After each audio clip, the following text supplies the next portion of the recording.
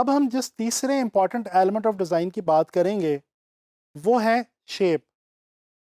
दोस्तों, shape graphic design में एक बहुत ही इंपॉर्टेंट विजुअल एलिमेंट की हैसियत रखता है। पिछले दो लेसन्स में मैंने आपको डॉट और लाइन के बारे में काफ़ी डिटेल में बताने की कोशिश की थी।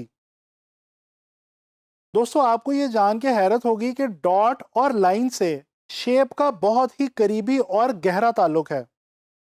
पिछले लेसन्स में हमने ये देखा था कि डॉट्स से आपस में मिलकर लाइन क्रिएट होती है, और जिस तरह से डॉट्स आपस में मिलकर लाइन क्रिएट करते हैं, बिल्कुल इसी तरह से जब लाइंस आपस में कंबाइन होती हैं या मिलती हैं तो वो शेप्स को जन्म देती हैं।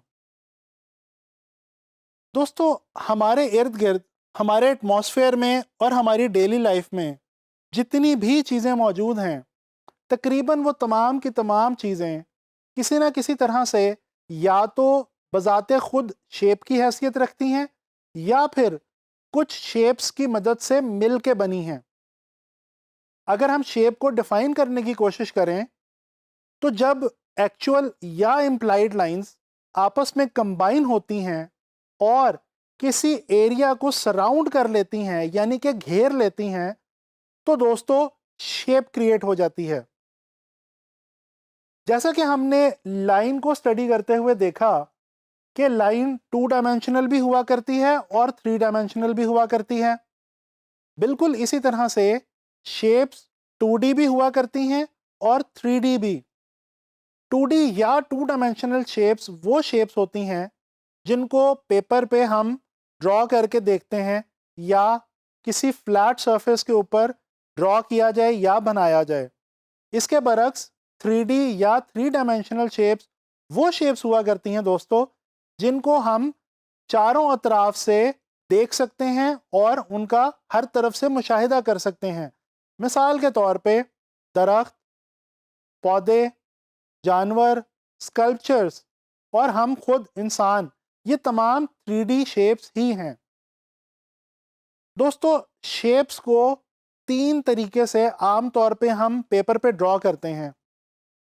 सबसे पहला तरीका तो ये है कि हम किसी भी शेप को जस्ट आउटलाइन या स्ट्रोक की सूरत में ड्रॉ कर सकते हैं।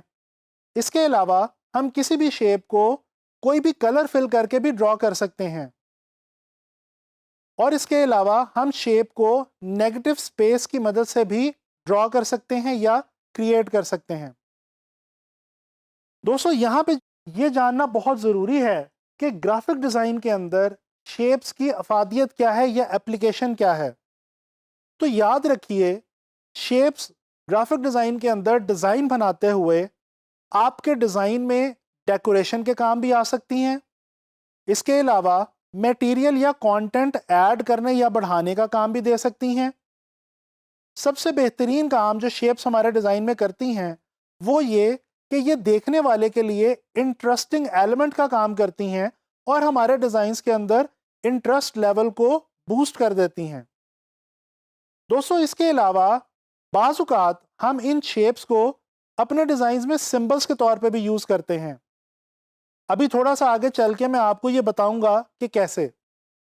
इसके अलावा हम शेप्स को टेक्सचर्स और पैटर्न्स बनाने के लिए भी काम में लाते हैं। दोस्तों, आम तौर पे 3 किस्म की शेप्स हुआ करती हैं। Number 1, geometric shapes. Number 2, organic shapes. और नंबर 3, एब्स्ट्रैक्ट शेप्स। तो चलें आए ज़रा जानने की कोशिश करते हैं कि ये ज्योमेट्रिक शेप्स क्या हैं, ऑर्गेनिक शेप्स क्या हैं और एब्स्ट्रैक्ट शेप्स क्या हैं। दोस्तों, सबसे पहले बात करते हैं ज्योमेट्रिक शेप्स की। आपको याद होगा बहुत बचपन में जब आप मैथ्स पढ़ा करते थे तो मैथ्स की किताबों में आपने बहुत सी मुख्तलिफ ज्योमेट्रिक शेप्स का मुशाहिदा किया, जैसे कि circle, triangle, rectangle, square, parallelogram वगैरह। ये वो शेप्स हुआ करती हैं जिनको हम किसी भी 2D सरफेस के ऊपर, जैसे कि पेपर वगैरह पे, कंपास और रूलर की मदद से ड्रॉ कर सकते हैं। इसके अलावा जो दूसरी टाइप है यानी कि ऑर्गेनिक शेप्स, ये वो शेप्स हैं जिनको हम किसी भी सरफेस पे फ्री हैंड तरीके से ड्रॉ कर सकते हैं बगैर किसी रूलर वगैरह की मदद लिए। और ये वो शेप्स हुआ करती हैं जिनका ताल्लुक आम तौर पे हमारे इर्द गिर्द मौजूद नेचर से है। ऑर्गेनिक शेप्स के अंदर पत्ते, फूल, पौधे, दरख्त, इंसान, जानवर, ये तमाम चीज़ें आ जाया करती हैं। इसके अलावा एक तीसरी बहुत अहम जो टाइप है वो है एब्स्ट्रैक्ट शेप्स। दोस्तों, ये जो तीसरी टाइप है ये पहली दो टाइप से मिलकर ही बना करती है, यानी कि ज्योमेट्रिक और ऑर्गेनिक शेप से मिलकर ही एब्स्ट्रैक्ट शेप्स बना करती हैं। लेकिन ये बाजुकात हमारे लिए बहुत काम आती हैं। जैसे कि अभी थोड़ी देर पहले मैंने आपको बताया कि शेप्स की मदद से हम सिंबलिज्म का काम भी लिया करते हैं। तो दोस्तों, मैं आपको एक मिसाल देता हूँ। आप लोगों ने कभी किसी भी जगह पे पब्लिक टॉयलेट्स तो यूज़ किए होंगे। उनके दरवाज़ों पे आपने लेडीज़ और जेंट्स के दो ये साइन देखे होंगे।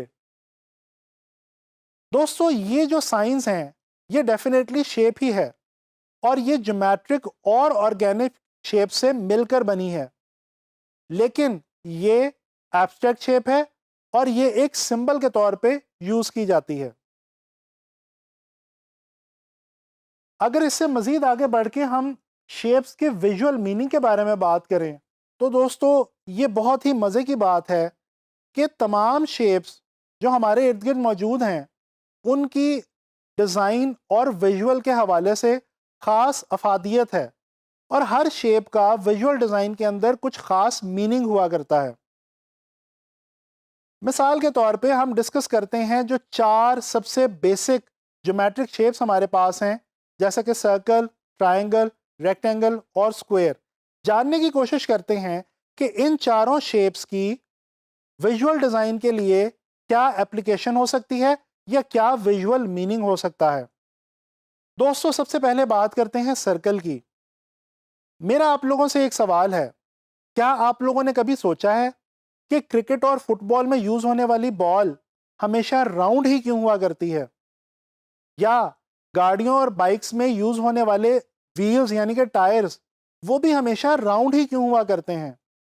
जी जनाब, इसका मकसद ये है कि राउंड चीज मूवमेंट या मोशन के काम आती है, इसीलिए ये तमाम चीजें हमेशा राउंड बनाई जाती हैं।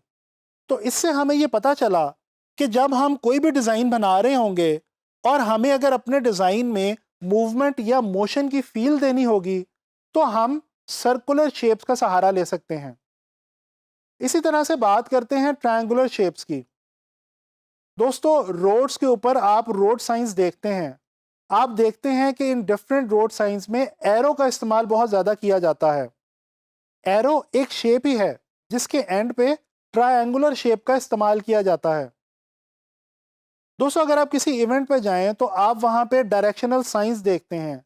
ये डायरेक्शनल साइंस भी एरो की मदद से ही आपको किसी खास लोकेशन की तरफ डायरेक्ट करने का काम करते हैं। इनके अंदर भी ट्रायंगल का इस्तेमाल किया जाता है। तो अब ज़रा सोच के बताइए कि इस एग्जाम्पल के कॉन्टेक्स्ट में ट्रायंगल जो शेप है इसका क्या विजुअल मीनिंग हुआ? जी बिल्कुल सही। ट्रायंगल की जो शेप है ये डायरेक्शन देने के काम आती है। लिहाजा हमें पता चला कि अगर हमें डिज़ाइन बनाते हुए अपने डिज़ाइन के अंदर डायरेक्शन की सेंस देनी हो तो हम ट्रायंगुलर शेप्स का सहारा ले सकते हैं। चलें बात करते हैं एक ऐसी चीज़ की जिसका इस्तेमाल आप रोज़ाना उस वक्त करते हैं जब आप घर से बाहर निकलते हैं। दोस्तों, तकरीबन हम सभी लोग डेली रोड्स के ऊपर ट्रैवल करते हैं। आपको पता है कि रोड्स की विड्थ इतनी नहीं हुआ करती जितनी उनकी लेंथ हुआ करती है। ऐसा क्यों है? दरअसल रोड्स डिस्टेंस को कवर करने के लिए इस्तेमाल होती हैं। अगर आप रोड्स को ऊपर से देखें तो एरियल व्यू में रोड रेक्टेंगल की शक्ल की दिखेगी। तो इसका मतलब ये हुआ कि रोड्स लेंथ या डायरेक्शन की सेंस देती हैं। लिहाजा अगर हमें अपने डिज़ाइन में कहीं भी लेंथ या डायरेक्शन को शो करना हो तो हम रेक्टेंगुलर शेप्स का सहारा ले सकते हैं। दोस्तों, आखिरी ज्योमेट्रिकल सिंपल शेप की बात करते हैं जो कि है स्क्वायर। कभी आप लोगों में से किसी के साथ ऐसा हुआ है कि आपके किसी दोस्त या रिश्तेदार ने घर नया नया शिफ्ट किया हो, आप उसके घर मेहमान जाएं और उसके घर में कार्टन्स पड़े हों। दोस्तों उन कार्टन्स को दूर से देख के ही आपको यह एहसास होगा कि इनके अंदर कोई चीज़ मौजूद है, कोई वेट मौजूद है। बेशक वो खाली ही क्यों ना हो, लेकिन आपको बज़ाहिर देख के उनके अंदर वेट का एहसास होगा। उसकी वजह यह है कि उनकी जो शेप है वो स्क्वायर है, और स्क्वायर जो शेप है ये हमेशा वेट या स्ट्रेंथ को शो करती है।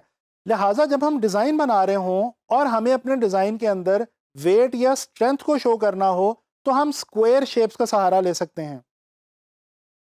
दोस्तों जब हम शेप्स को एक दूसरे से दूर या करीब मूव करके देखते हैं तो बेसिकली हम डिज़ाइन के ही एक प्रिंसिपल प्रॉक्सिमिटी के ऊपर काम कर रहे होते हैं। आने वाले लेक्चर्स में मैं आपसे प्रॉक्सिमिटी के बारे में काफ़ी डिटेल में बात करूंगा। दोस्तों ये जो प्रॉक्सिमिटी का अमल है ये बेसिकली ग्राफिक डिज़ाइन के अंदर मैसेज को कन्वे करना आसान बनाती है। बेसिकली जब हम शेप्स को दूर या नज़दीक करते हैं तो उनके बीच में आपस में एक रिलेशन क्रिएट होता है। यही वो रिलेशन है जिसकी मदद से हम अपने डिज़ाइंस को देखने में अच्छा बना सकते हैं, ईजीली अंडरस्टैंडेबल बना सकते हैं और ऑडियंस को ग्रैब करके रख सकते हैं। दोस्तों शेप्स के हवाले से एंड में मैं आपसे दो एग्जांपल शेयर करना चाहूँगा। सबसे पहले तो अगर हम नज़र डालें डिफरेंट ब्रांड्स के लोगोस की तरफ, आपके सामने स्क्रीन पे इस वक्त डिफरेंट ब्रांड्स के लोगोस मौजूद हैं। अगर आप गौर से देखें तो आपको अंदाज़ा होगा कि ये जो तमाम लोगोस हैं ये डिफरेंट किस्म की शेप से आपस में मिल के बने हैं और अब ये पूरा एक मीनिंग कन्वे कर रहे हैं। बिल्कुल इसी तरह से अगर बात की जाए लेटर्स की, चाहे कोई भी लेटर हो वो डिफरेंट ज्योमेट्रिक, ऑर्गेनिक या एब्स्ट्रैक्ट शेप से मिलके बनता है और उसका लैंग्वेज के अंदर एक अपना मीनिंग हुआ करता है। बिल्कुल इसी तरह से जब एक से ज़्यादा लेटर्स आपस में कंबाइन होते हैं तो बेसिकली वो भी शेप्स ही आपस में कंबाइन हो रही होती हैं और एक वर्ड हमारे सामने विजुअल फॉर्म में आ जाता है जिसका कि एक नया मीनिंग हो सकता है। दोस्तों उम्मीद करता हूँ कि आप लोगों को शेप्स के हवाले से ग्राफिक डिज़ाइन में अब कभी भी दिक्कत नहीं होगी और आप कोशिश करेंगे कि अपने इर्द गिर्द अपने माहौल में मौजूद डिफरेंट ऑर्गेनिक, ज्योमेट्रिक और एब्स्ट्रैक्ट शेप्स को ढूंढें और उनके विजुअल मीनिंग को तलाश करने की कोशिश करें। इस तरह से आपको ग्राफिक डिज़ाइन में बहुत ज़्यादा हेल्प होगी।